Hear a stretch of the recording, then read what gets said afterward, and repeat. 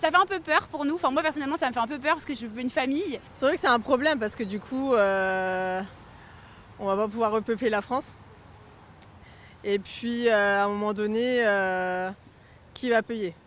Parce que s'il y a plus de personnes âgées, qui va payer? Oui, moi ça me fait flipper, oui, parce que là je me dis, moi j'ai bossé pour ceux qui sont en retraite aujourd'hui et finalement pour moi il n'y aura personne.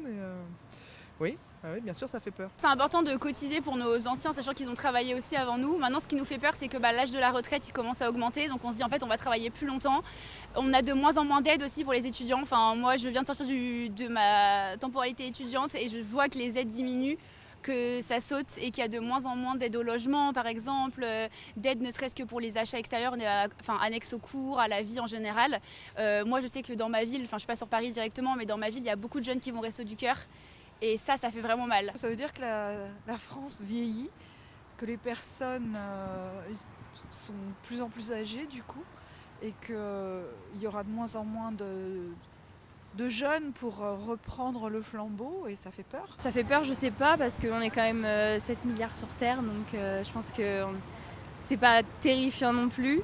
Mais je pense qu'il y a un changement de mentalité de la part des jeunes de mon âge et un peu plus âgés aussi, qui ne veulent pas forcément se reproduire. C'est compliqué de faire des calculs sur un an, mais si ça devient sur plus d'années, c'est sûr que c'est plus inquiétant. Après, peut-être que la tendance d'aujourd'hui en France, c'est de ne pas vouloir faire d'enfants dans un contexte comme ça. En ce moment, tu as partout les tristesses, les colères, les souffrances et ça, c'est pas la bonne résonance pour faire la nouvelle vie en fait. Ça, c'est la résonance de mort. On se rend compte qu'il y a des priorités qui changent. Dans notre génération, c'est pas du tout la même chose. Il y a d'abord profiter, voyager, garder aussi ses sous pour soi-même, pas forcément pour investir dans un aspect familial à plusieurs. Je ne sais pas si c'est forcément un mal, on verra avec l'avenir, je pense. Je pense que les gens ont peur aussi pour la suite, pour l'évolution de leur enfant plus tard dans ce monde. La chute de la natalité est une bonne chose.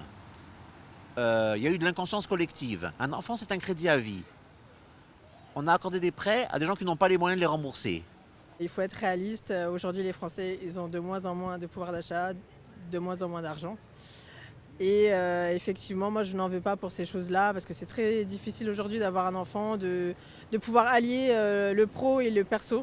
Parce que les gens ont quand même beaucoup de difficultés à suivre le rythme. Donc un enfant, c'est quand même déjà c'est un choix, mais c'est aussi économiquement une responsabilité importante à assumer pendant au moins 18 ans. Ils ne savent pas ce qu'on va devenir, à quelle sauce on va être mangé, est-ce qu'ils vont avoir un emploi, est-ce qu'ils vont pouvoir vivre correctement comme ont pu faire nos parents ou nous-mêmes. Je suis très mal placée pour dire quelque chose parce que j'ai pas eu d'enfant. Mais on ne peut pas non plus forcer les Français à faire des enfants. Il faut faire comme en Chine.